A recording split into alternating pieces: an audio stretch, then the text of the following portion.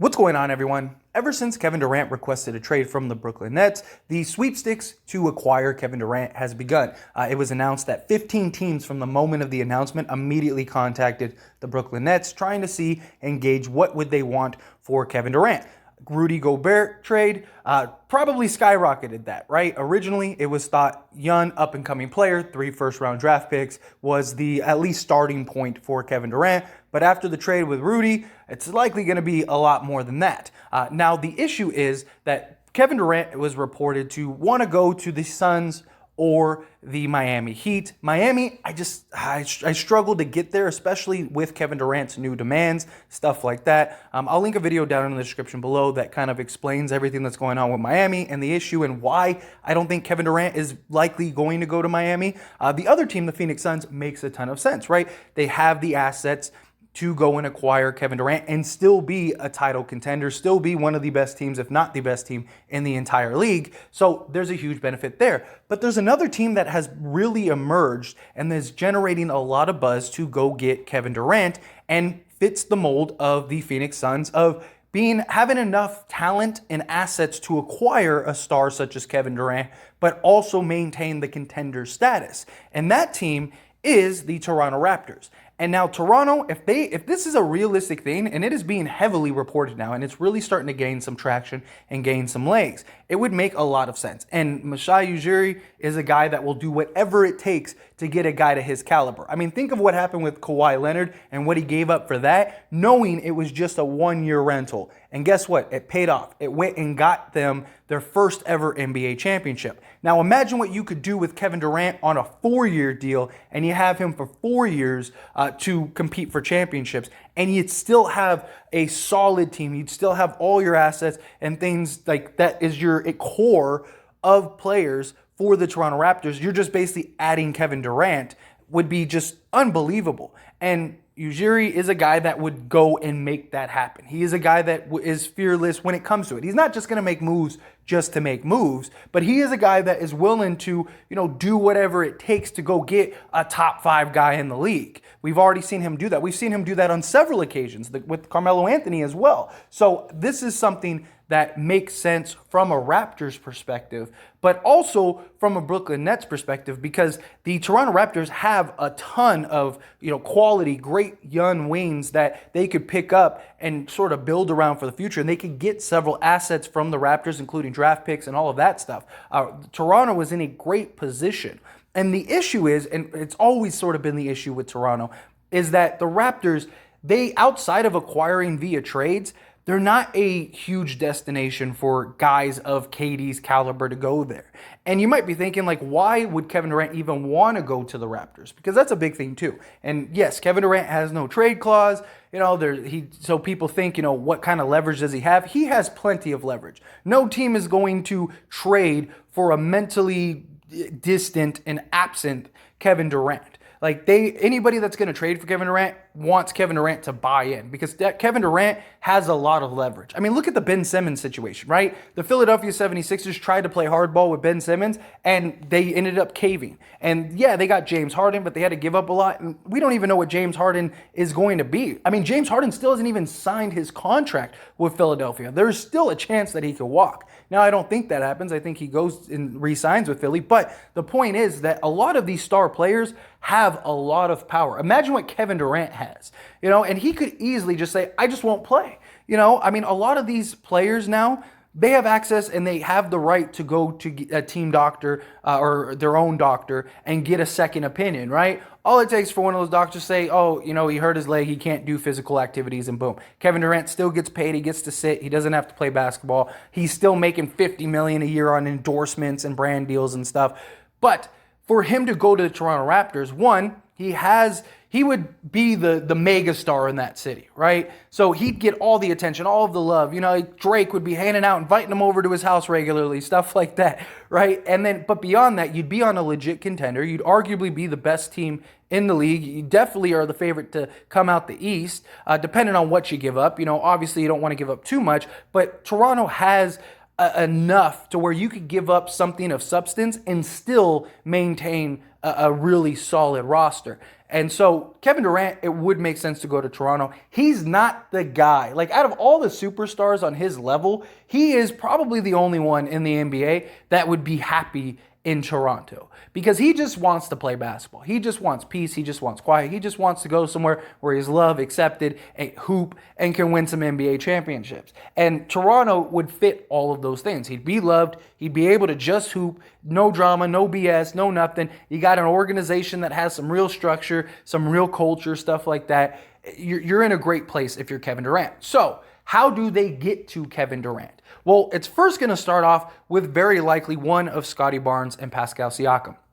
That's where the conversation lies. And I know some people are thinking, look, the Toronto Raptors don't have a single player that's anywhere close to Kevin Durant. And you get Kevin Durant on 4 years. And so you're going to have to give up something. Now, OG Anunoby is definitely an option, but he's already kind of been the third guy on this team. So it's probably best to keep him. Not just that, but you're not going to have to give up everything. But when it comes to the Toronto Raptors, like, the goal is to win a championship. And the team that is currently constructed, there's no guarantee they're ever going to achieve that. They don't have a go-to scorer. Right now, Pascal Siakam is their number one scoring option, and he's not a natural scorer. He is too inconsistent. How many games has he had where he'll put up 25 and the next game he'll have 11? Stuff like that. Plus, he's had to play this like point forward role. He's had to, do so many things for the Toronto Raptors. So I'm not trying to take anything away from him, but the Raptors would hugely benefit from having that go-to scoring threat. It would also make things so much easier. So do you trade Pascal Siakam, or do you keep Pascal and trade, say, a Scottie Barnes? Which I think you're very likely looking at a Gary Trent, Scottie Barnes trade package to start. I think that is kind of like your first talking point. You got Scottie Barnes, who looks like he could be an absolute stud in this league, who looks like he could potentially be, a top 10 player at some point, won Rookie of the Year, all of that stuff was amazing. I think many people would put Evan Mobley over Scottie Barnes, but I think it's close. And I think Scottie Barnes is a guy that you would love to have to build around for your future. You get a young guy in Gary Trent Jr. That's a young core. Because you got to keep in mind, if you're Toronto, you have to compete with these other teams that are willing to give up offers, right? Like the Phoenix Suns, they could give up Ayton, Cam Johnson, and Mikal Bridges, and that's a better package than almost everybody in the league. But if we give you Scottie Barnes, who just won Rookie of the Year, he's on a rookie deal, you get some great assets. I just think that is inherently a better package. There's more upside. There's more probability. The likelihood of him developing into like a number one guy is a real possibility. And then Toronto Raptors, you're basically getting that number one. You're basically getting Scottie Barnes fast forward to his prime. And you get him for 4 years to win a championship. Gary Trent Jr., he's great for them, but they've been trying to trade him since they got him for whatever reason. And he's a young guy, a young asset that could really be hugely beneficial on a Brooklyn Nets team. You're going to have to throw in some draft picks and stuff, especially since the Rudy Gobert trade. You're looking at probably 4 or 5 draft picks to start. But I think that this would be a great young core, great young start. Maybe you throw in a Boucher or something like that, just to kind of get that enticement. But you still would have such an incredible team. I mean, think about it. Yes, you're losing Scottie Barnes. Yes, you're losing Gary Trent Jr. But you still have OG. You still have Siakam. You have Kevin Durant. You have Van Fleet. You have you're way better than you were last year. You're now a legit contender. Kevin Durant is that good. He's going to put you over the top. It would suck to lose a Scottie Barnes. But here's the thing. You're going to lose one of OG, Scottie Barnes, and Pascal Siakam sooner or later, because you're not going to pay all 3 of them on a max and likely win a championship. They all are 2 similar players, and they all do kind of the same thing. And your issue is you still don't have that number one scoring threat. Not just that, but Scottie Barnes isn't Pascal Siakam's number one. If you really want Scottie Barnes to grow into this, just dominant player, he's going to need to be that guy. And I just don't know if Toronto, he can be that guy and really develop the way he needs to. But if he's the number one guy on a team like Brooklyn, then yeah, you ride the trial and error. You ride that thing. You're not losing anything for your future. By the time Kevin Durant's contract is up, you already probably lost Siakam or OG. But if you could keep those two because you want the veteranness, you want the experience, you want the guys that can be there. Oh, now you have Siakam, who's your number 2 guy. That is great. He is an incredible number 2 guy. And then OG still is in the same role. He still is offering and doing the same thing. That's why I think you keep OG, because OG's already in that role of like, okay, like you got Siakam's number 1, Scottie Barnes number 2, OG's kind of the third option. And he can be that. He's already in that role. So you don't have to make an adjustment there. So you keep OG, you keep Pascal Siakam, you trade Scottie Barnes and Gary Trent Jr. From the Brooklyn Nets side, you get arguably one of the best guys under, 24, 23 in the league that now you have for the long haul and the future. You got Gary Trent Jr., who's still super young and is just a fire starter. He's a guy that can get you 30 night in and night out, especially if he's hot. He can be a little hot and cold, but hopefully with age and development and growth, he becomes more consistent. You got a great established core. You still have Ben Simmons to pair with these two guys. You have a great starting point. You have Nick Claxton. You have a lot of things. If you're the Brooklyn Nets, this would be a great place to start. And then whatever you get for Kyrie is what you get for Kyrie. But realistically, I think Toronto is a real threat to go get Kevin Durant, especially if Scottie Barnes is there. Now, do I think that Toronto's going to immediately say, hey, we'll give you Scottie Barnes and Gary Trent? No, I think they'll try to. I think if Missouri can, I think very likely he's going to try to trade Siakam because I think he likes the development and growth of Scottie Barnes, which would the Brooklyn Nets take Siakam? I think it's a possibility. But I just think Scottie Barnes would be the prize, because of his age, he's only been in the league 1 year, his contract, all of those things. I think that is like the real selling point. I mean, if you had to keep him or Siakam, I think you keep Scottie Barnes. But Siakam, I mean, is a great haul too for the Brooklyn Nets. I don't think you're losing anything, but I don't know if Brooklyn would do that without giving up. Like, I think you'd have to give up Siakam and OG and likely Gary Trent. Where if you're giving up Scottie Barnes, your argument is, dude, this guy just won Rookie of the Year. This guy looks like an absolute stud. You got him on a rookie contract. You got him on, no, take your pick. You can either have OG and Siakam, or you can have Scottie Barnes, because Scottie Barnes could be a future face of this league at some point. He's that good. That's kind of your argument and your talking point. Whether that develops and becomes something, we won't know. We'll have to see where Scottie Barnes is in 5 years. But just from what we saw from his rookie year, very likely he's going to reach, at least top 15 status, in this league. And so you have that as your argument. You have that as your talking point. And now you don't have to give up as much. I mean, a team of OG, Siakam, and Kevin Durant is ridiculous. You got the defense. You got the size. You got everything you need. Right? Like, all the teams that were in the deep runs of the playoffs all had huge size and huge wings, outside of the Warriors. But the Warriors had everything except for like a sizable center. Everything else, I mean, they had the wings, they had the players, they had the ridiculous scoring too. That doesn't help either. But I mean, Toronto would immediately be the favorite to win the NBA championship. If you give up Scottie Barnes, it would be a painful loss. I get it, but he's a rookie. There's still a lot of unknowns. We have seen a lot of rookies. Look at like Michael Carter-Williams. That dude won Rookie of the Year. That guy was looking like he was gonna be, averaging triple doubles and stuff as a rookie. I mean, that dude looked like he was gonna be an absolute monster, and now he's out of the league. And I'm not saying Scottie Barnes is anywhere comparable to that, but you got to understand, a lot of the conversation that is around guys like Scottie Barnes was the same conversation around Michael Carter-Williams. So it is a lot of the similarities. The thing is that I just think Scottie Barnes has more of those natural gifts, where MCW kind of just came out of nowhere. No one kind of expected it, and it was like, dang, this kid is good. And then reality hit, and it was like, okay, he's really not. He just had a good run. So I just think, it would be a tough loss, but the unknown as compared to the known is a big difference. And the one thing that if anybody's kind of like, there's no way, Jerry's not going to do it, all of those things, Kawhi Leonard. Like I said, he traded and gave up a lot for Kawhi Leonard, knowing he only had one shot. That's it. I have one shot to win an NBA championship because Kawhi is not going to stay here. Kawhi is going to leave. So he gave up the assets. He traded everything to go get Kawhi Leonard. And guess what? It paid off for him. He won an NBA championship. Did the same thing with Melo. He is a guy that will take the chance as long as it's worth the chance. And Kevin Durant is worth that chance. You have Kevin Durant for 4 years. That you're going to win at least one NBA championship, likely several.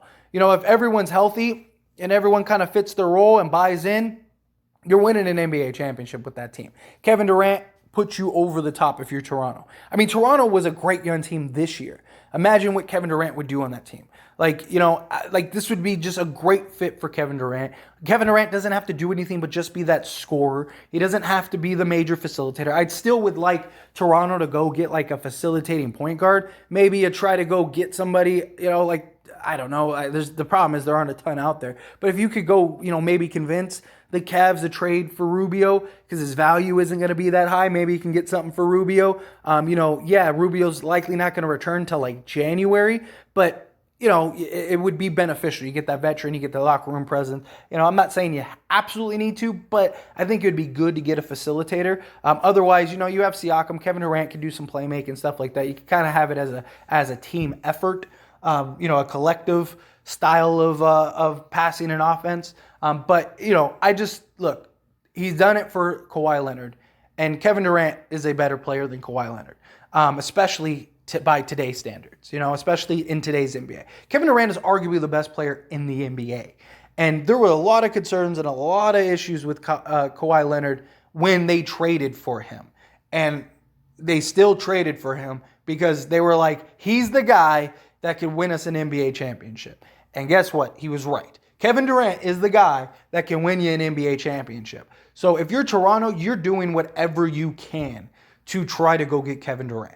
Now, obviously, you don't want to gut your entire team. If the Brooklyn Nets want, say, Scottie Barnes and Siakam, then no, you don't do that. But if you could, like I said, if you could do a package, Gary Trent, Scottie Barnes, and like 4 or 5 first-round draft picks, I think you do that. I think you say, here you go. If you have to throw in, Boucher or, this year's draft pick, the guy that you drafted, blanking on his name off the top of my head, I'm sorry. But if you had to trade him you give him in, do that, send that package and go get Kevin Durant. You're going to be so much better for it. You likely win another championship. And then at the end, you're like, see, look, I was right. I'm 2 for 2. There you go. And you have Kevin Durant for 4 years. 4 years. You're not trading this for a 1-year rental. I would tell you absolutely not. If Kevin Durant was on an expiring contract, I would be like, absolutely not. Don't make this trade. Because the likelihood of him staying is very slim. But if you have him for 4 years, now that changes everything. Now you go get him. Because your best case scenario is that Scottie Barnes becomes Kevin Durant or a form of Kevin Durant in 4 years. That's your best case scenario. But anyway, as always, this is a discussion, so I want to hear from you. Let me know your thoughts and opinions down in the comment section below. What do you think? Do you agree with me? Do you disagree with me? Do you think, if you're Toronto, you trade Scottie Barnes, you trade Gary Trent, throw in the draft picks, go get Kevin Durant. We'd have a stacked team. We'd have a ridiculous team.